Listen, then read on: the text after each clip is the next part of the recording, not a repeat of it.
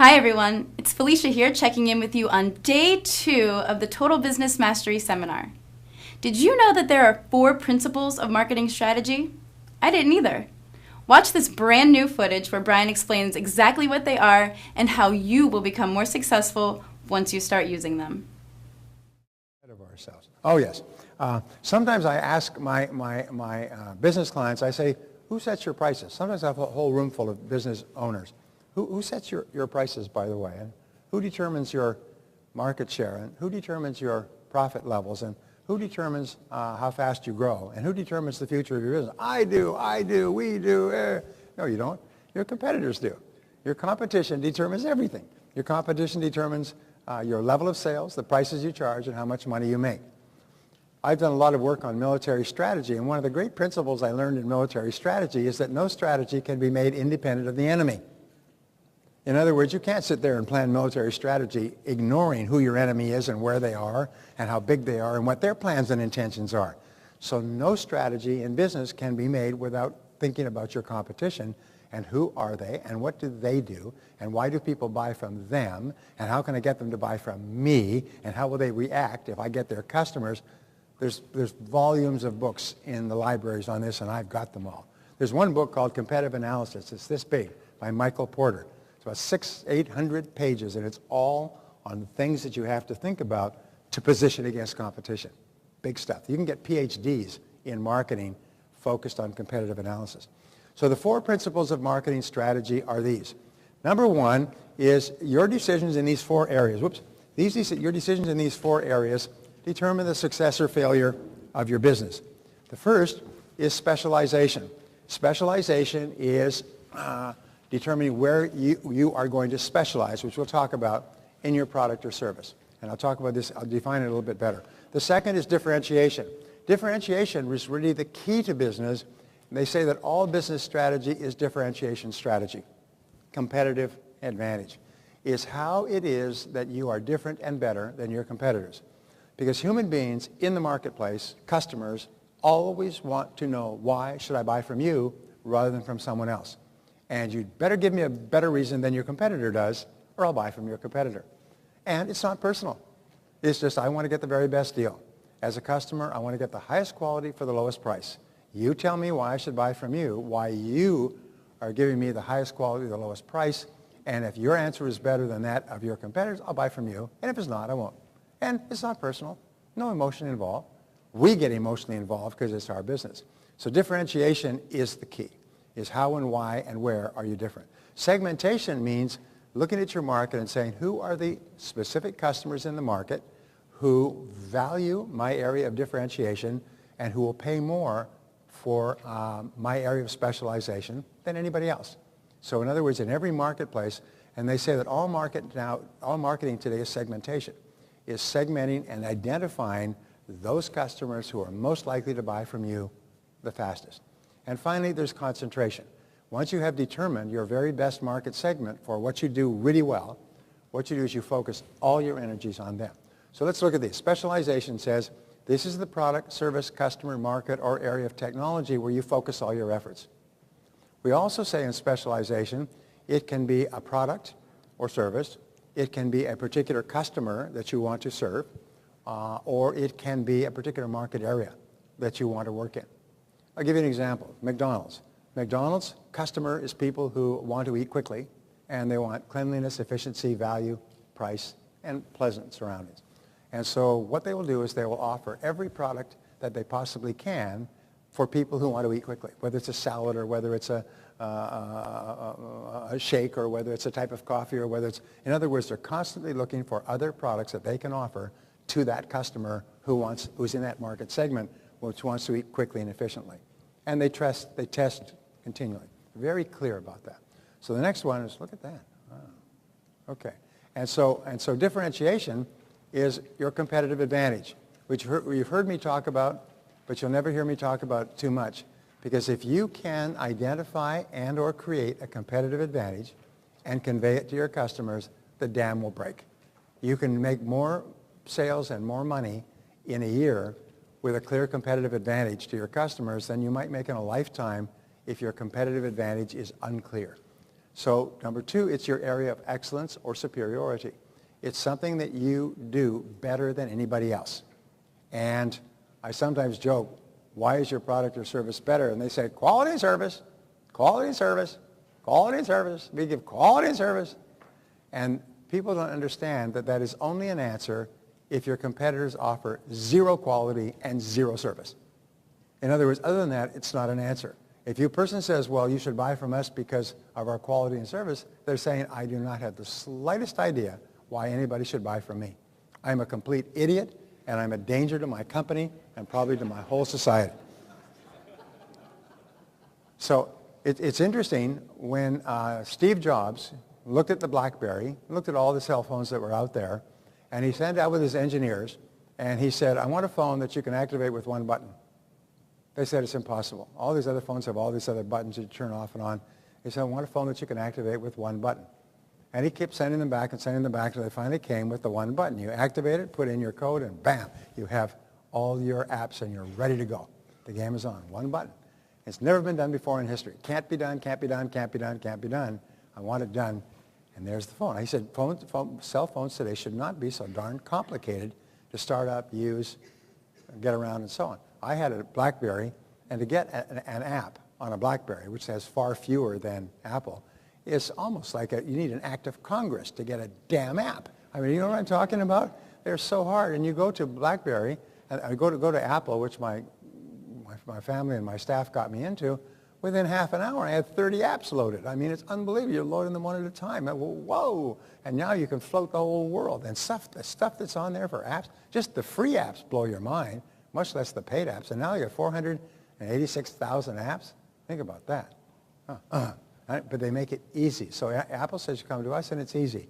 You can access everybody, anything, anywhere. And then they come up with the Apple II and they put that video model on it, whereas you can actually hold it up and you can talk by video to anybody anywhere in the world who has an Apple with the same facility. It's the most amazing damn thing. I mean, you look at it, it's almost like a kid. How can this be?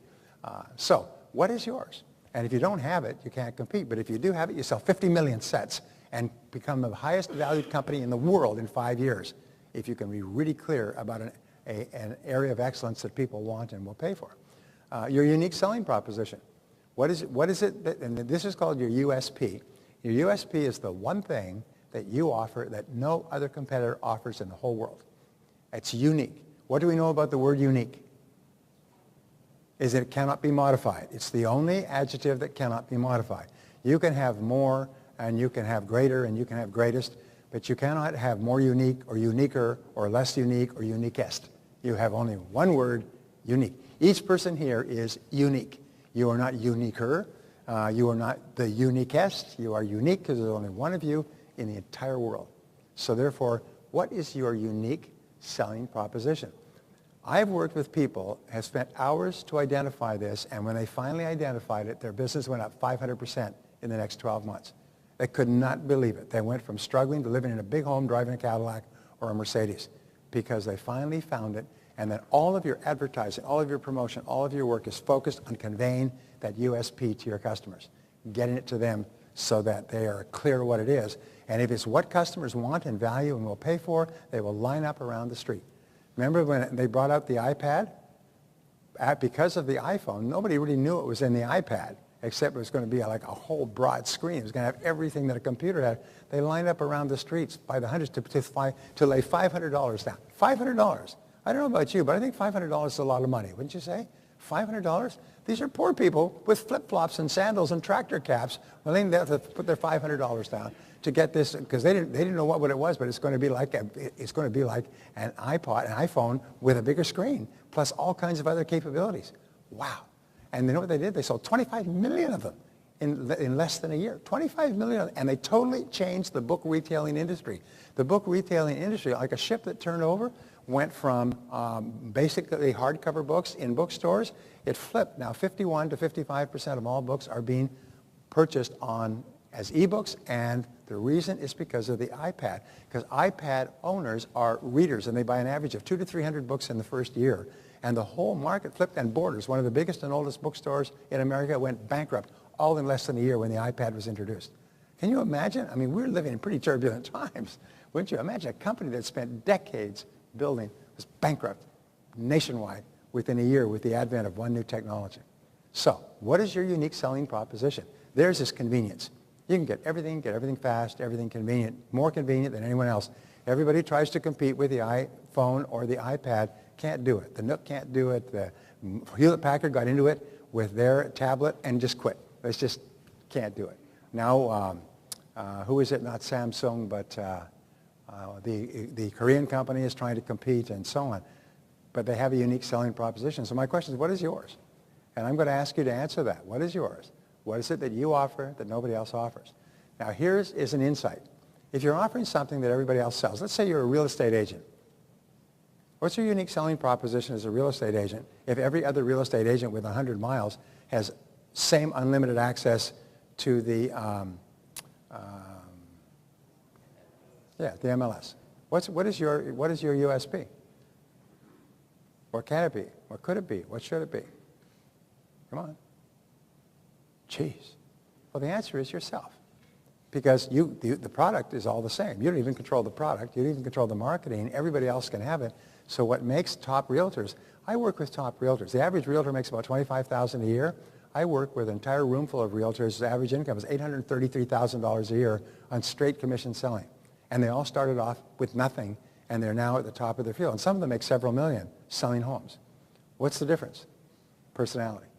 Personality, preparation, punctuality, friendliness, warmth, follow-up, notes, phone calls, contact. In other words, they make a supreme effort to build a really high-quality relationship with a home buyer or home seller so that that person will never think of going anywhere else. I know because I've worked with some of these people in buying and selling my homes, and I would never buy or sell, buy or through anybody else but these people because they are so good at what they do. And every one of them started off on the street knocking on doors and dialing for dollars and made a decision that their unique selling proposition was going to be themselves. And you, as an independent business owner, can make that decision as well. Make the decision that I'm going to take such good care of my customers would never go anywhere else. I don't have to give them blandishments or discounts. I'm going to take such good care of them that they will eagerly come back to me. So number 4 is, where are you or could you be the best? Where are you or could you be the best? And this is the great question, because everybody here has the ability to be the best at something. Everybody here has the ability to be the best at something that people will eagerly pay for and tell their friends about. And your job is to figure out what it is. Your job is to figure out what it is and then do continuous and never-ending improvement until finally people say, you know, you're the best. You are really good at what you do. You are really good. Look at Lady Gaga. I saw her at the Grammy Awards as well. I don't know anything about Lady Gaga. I've never listened to a Lady Gaga song. She came absolutely from out of nowhere. She's 25 years old. She's one of the top 10 tweeted people in the history of the world. And she made last year $60 million. And where was she? Singing in nightclubs or bars 5 years ago? And she's an incredible entertainer.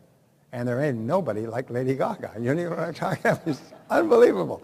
Why? She knew what she had. And she goes to the extreme with her dress and her appearance and everything else. And she wraps it around a good voice. And just literally has taken over the world of pop music. So segmentation is, who are those customers who most appreciate your area of superiority? Who are your very best customers? You see, your best customers are really easy to sell to. They'll buy and buy again. They're happy. They like you. They come back. They bring their friends. They give you recommendations and testimonials. Whereas your worst customers, your customers from hell, you have to literally break your back to sell them anything. They complain all the time. They don't pay. When they do pay, their checks bounce. They stand back and bounce it to you like a basketball. So who are they? What are their demographics? What are their psychographics? The demographics are things that you can observe from the outside. Age, income, education, family formation. Psychographics are what motivates them. And this is where the future is in your business. And every person has psychographics, and they have a key psychographic. I'll tell you this in a second. How would you describe your perfect customer? I do this, by the way. I said, imagine that you were at a social or business gathering, and you're networking, and someone came up to you and said, look, I know a lot of people in this community. How would you describe your perfect customer? Don't tell me what your product or service is. I don't want to hear. Just tell me, who would your perfect customer be in terms of their wants, needs, age, education, income, position? And so you would have to describe your perfect customer without mentioning your product or service at all. person would not even know what you sold. You describe the customer. This is what this person is. This is where they are. Give you an example. IBM at one time had 80% of the world computing market. 80%. Then they made some mistakes. And now they have much less. But they had 80%. They had so much that the federal government tried to break them up for 13 years. They brought antitrust suits against IBM just like they tried to break up Microsoft. Finally, Reagan came into power. They started in 1970. In 1983, was brought to Reagan's attention. They said the federal government has been pursuing IBM in $50 million, $100 million lawsuits for 13 years. And what did they come up with? People buy IBM because they really like IBM, and IBM treats them really well. They said, well, if they can't come up with something on IBM, they have to drop the lawsuit. And they said, we can't come up with anything. The antitrust is supposed to be in favor of protecting customers. IBM's customers love them worldwide. Then drop the suit. They dropped the suit after 13 years. They did the same thing with Microsoft. They harassed them and harassed them and harassed them because they weren't giving enough political contributions. That was the major reason. They weren't giving enough political contributions. Finally, after years, they had to say, why do people buy Microsoft? Because they like the product. The product is good, and it's cheap, and it's flexible, and everything.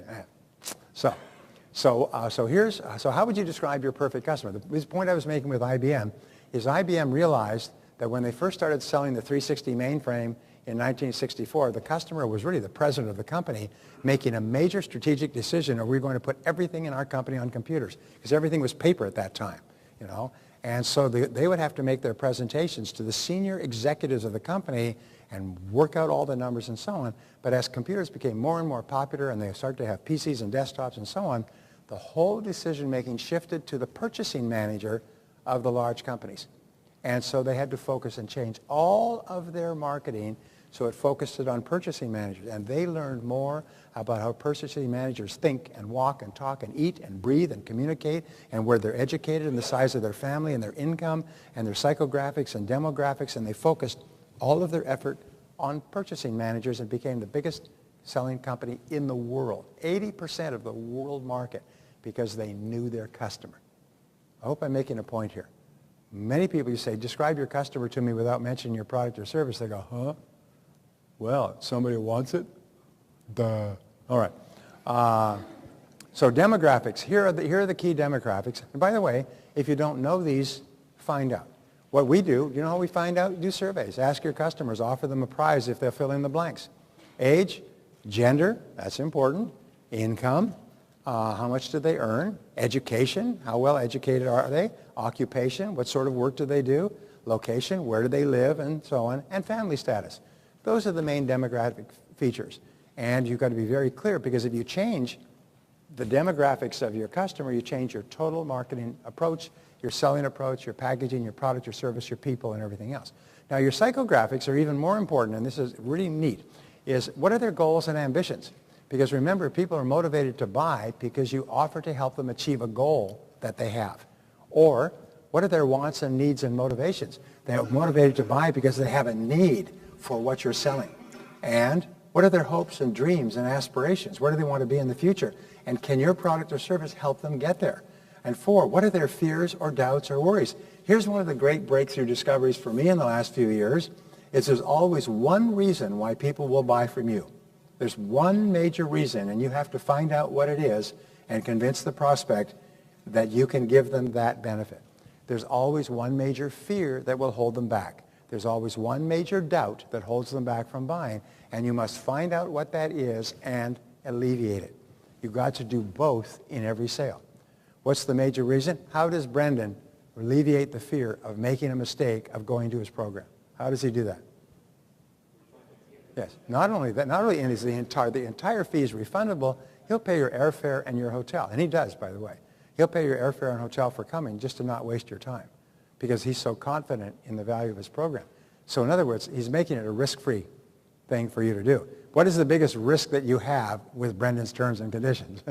That you'll really like it and won't want your money back. And you'll be out the money that you have paid because you really enjoyed it, because you got your money's worth. Geez, that's a real tough downside. And number 5 is, what is the problem to be solved? We call this PTBS, PTBS, PTBS, problem to be solved, problem to be solved, problem to be solved. People buy your product or service because they've got a problem to be solved, like a parrot. Problem to be solved, problem to be solved, problem to be solved. And a goal unachieved is a problem unsolved. A need unsatisfied is a problem unsolved. A pain not taken away is a problem unsolved. This is the focus of your business. What is the problem that you solve for your customers when they use your product or service? And you must know that with crystalline clarity. You know, like that in the movie with Tom, was it Not a Perfect Gentleman? You know the movie I'm talking about with Tom Cruise and, yeah, not Risky Business, with Jack, yeah, what does he say when he says, do you understand what I'm saying? And he looks into the camera, he says, crystal. Right? That is what I'm saying crystal clear? He says, it's crystal. Well, you must be crystal when you're clear, when you're thinking about what it is you do for your customer. And all your advertising, all your promotion, all your business is based around conveying that crystal to your customer so they understand crystal. You know how a cafe advertises on the side of the freeway or the highway? You're going down the road, you see a great big, it doesn't say mom and pop's best-selling meatloaf and family cooked food and come and visit us sometime. It says a big sign that says hungry, question mark. And the next one says turn at the next exit for the best food on the highway. In other words, they first of all get your attention because if you're hungry, what happens? Hungry. You'll see that. It's reciprocal. Your reticular activating system will see that. You'll see that word hungry. Now it's got your attention. The next sign is turn here for food. You want food? Turn now. Real simple. So concentration is the fourth part. Concentration is where you focus your time, money, and resources. Remember the old saying, 50% of my advertising is wasted, but I don't know which 50% it is. Well, maybe 80%, 90% of advertising and promotional dollars are wasted. And if you can just increase the efficiency of your advertising by focusing your message with greater clarity on your best customers, you can get 5 and 10 times the response per dollar of advertising that you were getting before. So what are the best possible ways to contact your ideal customer? And this is moving very quickly today. It's shifting all the time. Second of all, what are the best possible media for you to use? Most of you use the internet exhaustively, but the internet is only one method of communication, and it's still small relative to all the other forms of advertising and promotion. I have a friend who does $35 million a year with radio ads, 60 to 120-minute radio ads to get people to phone a number where then they are interviewed and then sold into another telephone call where they are introduced to a product which takes them to another telephone call. That's $35 million a year with radio ads. So there's all kinds of ways. Imagine if you could run an ad, 60 seconds, and how do you test an ad? We're working with one of the top companies in the country. They develop an ad, they narrate the ad, they are happy with the ad, and then they run the ad in a tiny market. A small town, they pay $5,000, get 50 spots, and see what kind of response rate they get. They will run the ads 5 days a week. They'll run one ad on Monday, one ad on Tuesday, Wednesday, Thursday, Friday, and 5 different ads, and they'll see which one causes the phones to ring. And then they'll take that and they'll run it in New York. And what works in Podunk is going to work in New York at 100 times the scale. In other words, they debug the system, get a nice ad. And what if you could have an ad that would cause qualified people to phone you all day long? Phone you and call you and say, please, please, please, sell me your product or service. I've got my credit card handy. Is that possible? Say yes. It's being done all the time. Do you ever listen to radio? Those people are not advertising for fun. They're advertising because they're making a lot of money doing it. Hi everyone. Thanks for tuning into your virtual Backstage Pass. You just watched Brian explain the 4 keys of marketing strategy. Which ones will you be implementing? We want you to share what you've learned with us, so make sure you leave us a comment below.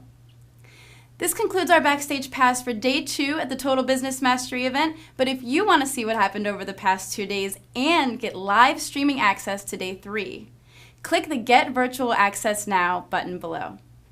We've got great new segments to share with you on the 3rd and final day of your Total Business Mastery Backstage Pass, so please make sure you stick around. We'll see you then.